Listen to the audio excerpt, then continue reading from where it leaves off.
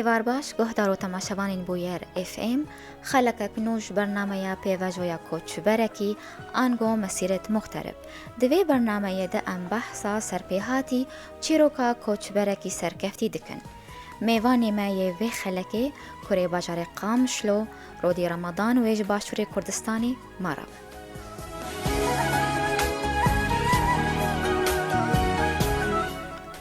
دمتا خوش به بریز رودی تو بخیر هاتیه برنامه یامه دم باش مامۆستا بخێراتی سەرچاوە ez kêf xweşêm vêgavê ez mêvanê tema li ser ekranê bûyer ez spasiya te û hemî bînerê te teva dikim û spasiyeke taybetî bo stafê got li gel te kar dike. سپاس بۆ تەژی برێز ڕۆدی بەری ئەم بەحسا کارێتە بەرهەماتە بکەن ئەم دخوازن تۆ هەنێکی بەحسا ژیانە خۆ بکە لە باژارێ خوا قامشلو تا چاوا ژیانە خۆت کرد بەێ مامۆستا ez binaf wek te gotî Rodî Remadan Tahir ji dayikbûyê bajarê Qamişlo me 1989 me jiyana xwe ya zaroktî weke ey zarok bi asayî derbas kir û jiyana min bi wek her zarokî bi her rengî derbas bû weke ji rexê xwendinê ve ji rexê têkeliya nav zaroka ve بەێ jiyana min necid webû jiyana yek zarokê din weke di kolanê de got em dirabûn. بەێ برێز ڕۆدی هون خوێندناوە و هون دەرچوونە زانینگەها شامی بەشێ مافناسی ئەتخوازم تو بەحسا vê قوناخێ بکتە چاوات ئەف خوێندنا خوا قەدان گەلۆ کەسی ئالیکاریاتە کرد ji بۆ ڕەوشاتە مامۆستا بێ زەحمەت دەنگ gelek kêma پرسە خواز دووبارە بکەم لێ دەنگێتە گەلێکی باشە هون دەرچوونە زاننگەها شامێ بەشێ مافناسیە دخوازم تو بەحسا vê قوناخە خوێندنێ بکەوێتە چاوا دەرباز کرد کەسی ئالیکاریاتە کرد بەر ڕەوشاتە تە چاوا خوێند بەێ مامۆستا ez dîte zarok bû min jiyana xwe ya asayî min medresê xas derbas nekir her medreseyê adî bû dibistanê yê nîzamê bûn yê adî gel hevala diçûm medreseyê de hatim zehmetiyê min di medresê de çi bû ez dema mamoste şerh dikir ders şirove dikir li vê derê min zehmetiyê min ji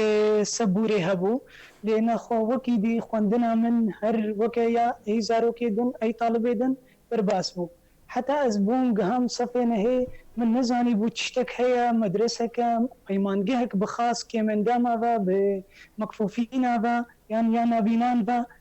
min ev tiştehnê nizanîbû min jî weke ey zarokekî min li qutubxane dibistanê xwend ew qonaxa seretî û qonaxa amedayî min derbas kir dema ez çûm camia ji min re ew zanko kuliya mafnasî yan jê yasayî li Şamê bo min derket ez çûm li wê derê xwend weke talibekî adî me di sekendê jiyan derbas kir min gel hevala û bi xweşî zehmetî ev hebû jiyana min ya camia بەێ خوێندنا تە چاوا بوو مامۆستا خوێندنا من چاو بوو خوێندنا من ne ev خوێندنا dibêjê li ser terîqet birayî li bû yan jê خوێندنا bi dengî bû nateq bû her dîsa mihadire û ya min jî wek غêrî min bû min weke wa dixwend bes min ji xwe re daîmen ibda çê dikirin efkar ji xwe re çê dikirin dima min dixwend min dîtiba ez jî خوێندنا perê aciz bûme mektebe mihadire ji min re ev nisxa word dabû min kopî word dabû min ev kopî word min tanî min ji ser mobaylê dixwend ya jê min dengê xwe li ser mobaylê secilan ez dihatim min semaet siwar dikirin û birêka semacê me îstîma dikir li wa mihadire min ji xwe re dixwend بەێ بارێک نەگران بوو لەسەرتە نەزەحمەت بوو شاوە مامۆستا نەزەحمەت بوو لەسەرتە نه مامۆستا وەختەی گۆیەکی تشتێک کرد سەرێ خۆدێک چقا زەحمەتی یا ببینێژی او زحمتي بي وخوش بي من جبي كل ازاروك بو من لبر من انو حلمي من بو از بچم كلية ياسائية قانوني بخوينم ودما از مازن بوم أف كلية جمن ردر كتب من خوش بو چند زحمتي هبونجي بس بدلي من بو ومن بي خوش بو از انو از بخوينم هر دستي مجيند بو. بله. کسی آلیکاریاتا کر رو دیج هوالین تا ماموستین تا؟ هوالي من وقت أو جامعة هوالي من إنه رخي خوندني با بله. أزنب نه إنه أريكاريا من ذكر درخي خوندني با درخي إنه واجباتي شخصي با بله هوالي من قلق خدمت كاربون مرة وقلق أريكاربون. باشه. بشتی زانن گهی وات کارو خوات کریل قامشلو؟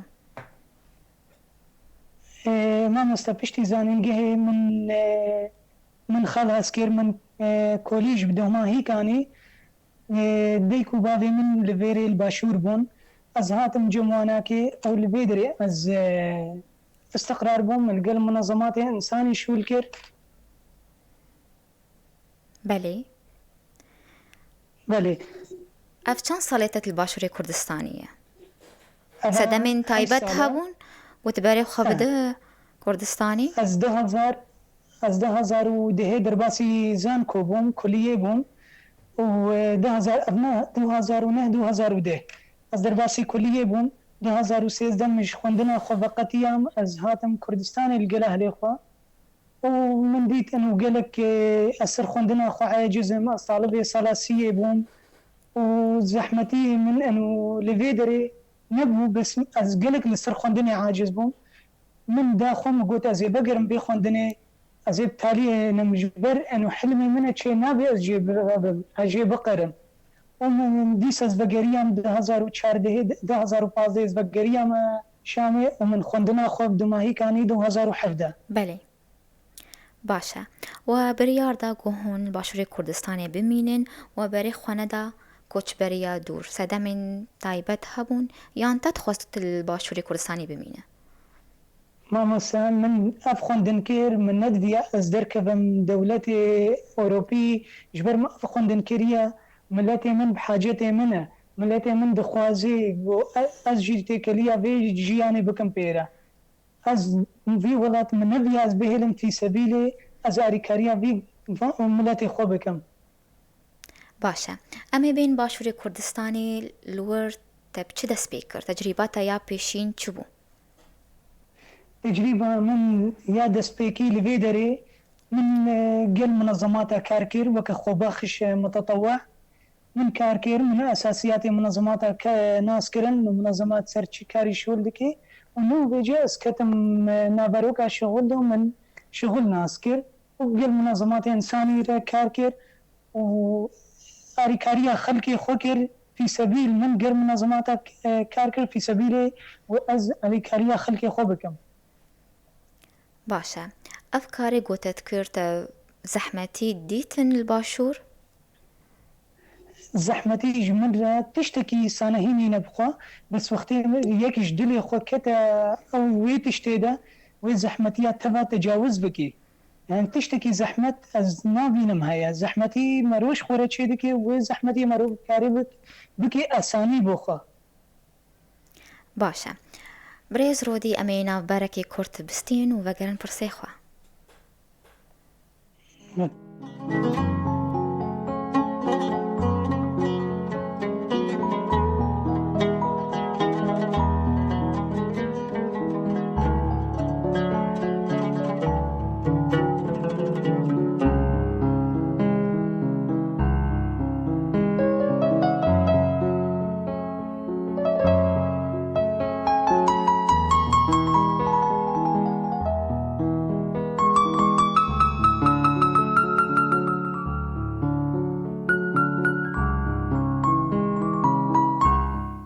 جار كدن هون بخير هاتنا گهدار و تماشاوانین بویر اف ام دوی خلقانوش برنامه یا پیواجویا کوچ برکی آنگو مسیرت مخترب میوانی مج باشوری کردستانی افرینری کیبورد کردی لسر سیستم برایل رودی رمضان. جار كدن تو بخير هاتیه بریز رودی. خیرندار به خودش ترازی بی. سپاس. امی بین لسر رامانا تبلیبونا زمانی کردیج بو سیستما برایل سیستما کسی نابینن با اخوین و چاوا اف رامان کر ما بستا تجی چبو مامۆستا 2006 دەهێدەما ئەس دەرباسی زان کۆبووم لە شام من شام هەلبژار بله ژبەر مەگوت ئەزێتی کەلیا خەلکێ بکەم ئەزێبی خەلکی ناس بکەم چه خەلک هەیە چێ ئەنو شام هەلبەت نەوەکە دەڤەرامە بوو نەوەکە قامش لۆ بوو ژێ هەر ئاوایش هەر ئۆلیش هەر کەسێ سووری تێدە مەوجود بوو ئەس چوون دەوێ دەمێ من ناس کرد ئەنو پەیمانگەهەکە کێم ئەندامە هەیە تەیبەت یا نابینان ئەس بریا کەسنا ئەس چوم وی دەرێ و من ئەو دیت و خوێندناوا دیت خوێندناوا چییە و مناس کرد من گوت ئەنو کا ئەزێ لەسەرێ بگەرم کا کوردی هەیە یانە ئەز لەسەرێ گەریام ئەنو کوردی من تشتێک نەدیت مەگوت چما زمانی خەلکی هەمی هەنە ئەف سیستەمێت برێل کارتینەن چما ئەمژی ئەنو ناخن ناو سیستەمە کوردیدا من ربو مەرەق و ئەز vê سیستەمێ بئافرینم من بریا هەڤالەکی ئەڤریکا برایل ناس کرد ویناکێ ئەس فێر کردم پێ ئەنو مەفتێ برێل چنە ژێ چ پێک تێ تیپ چ رەنگێ وانە من ئەم تیشتانە تەڤ ناس کردن و ئەز ئەنو المەراجع و کتێبا گێرەیە من گوت دەبێ ئەڤژی بکەوێ ئەنو دناو زمانی کوردیدا بله تو چند ماهامان حتا خو فێری وێ سیستەمێ کرد مامۆستا سیستەم ئەز 16 دا من سەرێ شول دەکردن و من خۆ فێری وێ کرد و هەر ئەدگەریام و کە فلان تشتاوێش کیڤە هاتیە و ئەم فکرە چاوەیە حتا ئەنو ئەز خۆشفێر بووم معلوماتی تەڤ ناسکردنج مەراجعە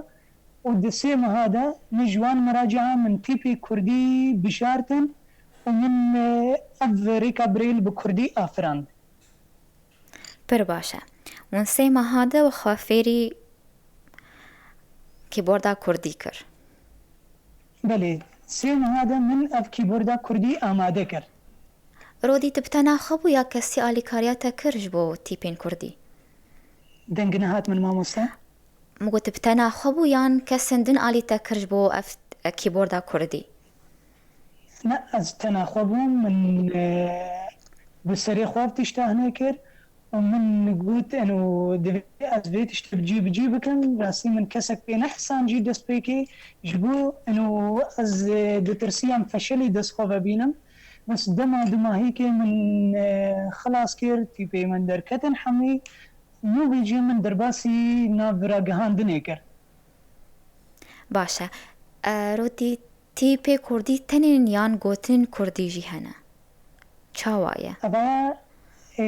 مامۆستا ئەڤە برێل تیپن بەلێ ئەڤە نەگوتنن ئەڤە تیپن ئەنو وەکەم چاوە تیپا ددن بەر هەفتوو تێ دەبێ گوتن بەلێ ڕۆدی لێ ئەس خوازم بزانە بن تو هەو تیپ تەنی چێکردن یان پرتوک تە چێکردن کوردی ji بۆ سەر سیستەمە برایل مامۆستا ئەڤە پرتوک ئەمە بێن سەر ویاژی پرتوک دەبێ ئەنو کەسم لێ بخۆدی دەرکەبن لەبێ برایلێ وەرن ئەمە بێ سیستەما بریل ئەمە چاپ بکەن لێ دی پرتوکادا بەلێ حتا ئانها تیپین کوردی تەنێنە بس حتى ضيقة في وقت قوتي تيب تانية وجي تيب أبي ذا هر زمانك همي جبينا تيب بس بي بەلێ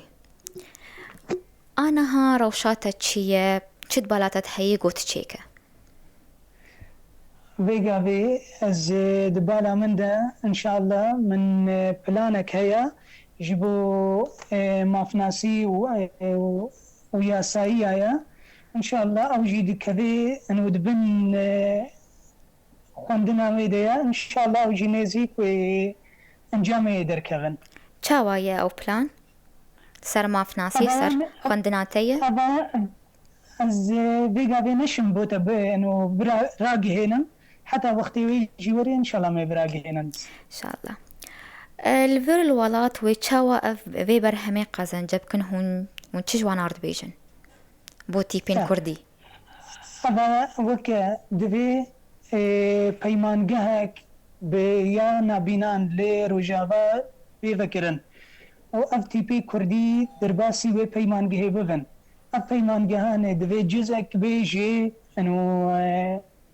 نظامي انو خوندنه ندور به و اف بيمانجهانه انو بهر آوایی و اکتیو بيجي چالاك بي.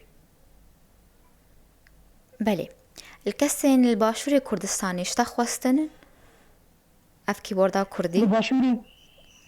باشوری کردستان من صح کریه دا وان جی تیپی وان هنا واجی انو افکار کریش خورا وانا پیمانگاه واجی هبی و پیمانگاه که گلکی برفربو و تقنیه که خورت جی و زیده جی الدفوان هبو. باشا اجبو دمين بي رودي چ بروجي انتهنات لسر كيبوردا كردي تي چلي زيده بك جيبو دمي في انو ام دبن گر كسنن اريكاري اما بكن اف سيستم نولي بميني نب بميني انو لسر كيبورد تاني ام دبن في سيستمي درباسي سيستما موبايل سيستما كمبيوتر يجي بكن وكا شو زمان جهاني بيد خوينن بيدن فيسنن اف سيستم بريل بكردي جي بيخوندن وبين فيساندن. بله بكسي حتى انها كسي شرقوتي مي آلي كاريات بكن مخابني حتى فيجا في كسك لي خودي در نكديه.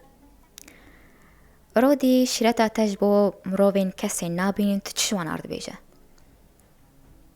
از شيرتا من جوا كسي نابينان او جي انو او خوبكن جه خوبكن هر انسان کی خودی هزرا خودی رامانا و رامان خوبيك بينن و هر یک کسك ابداعك الجمعي هيا درخينه ام از دبن جواكي اف كسانا كيم اندام بشيوكي قشتي جواك بنرينك نيجاتيف لفان كسانا دي نري فاف جواك ما ياغو امتيدا بوچی وی وان کسانه تکلی وی جواكي ناكن 2006 لاتفاقية كدولي معاهدات النتوية يكبوي يقدرتي تشيكرن بله جيبو كيم انداما وصال 2008 كتا جيب واري جيب جي كرنيدا اب اباد بيجي اب معاهدة ما في واناكي وكما في انسان جي جارتيا غوتيا وجي انو جزء كان جبي جباكي چنا بي باربمن جبي جباكي چنا بي بي بيشبه كيران چنا بي انو حقوقي وان كامل نهيتدان. بله رودي توك باريزر تناخوز توك في كاري باريزر كار بك كاري خويا ما فناسي لكيفا لباشور بيان روج آوا لباشور ما لبيدر درفت بومانينا ام كار بكن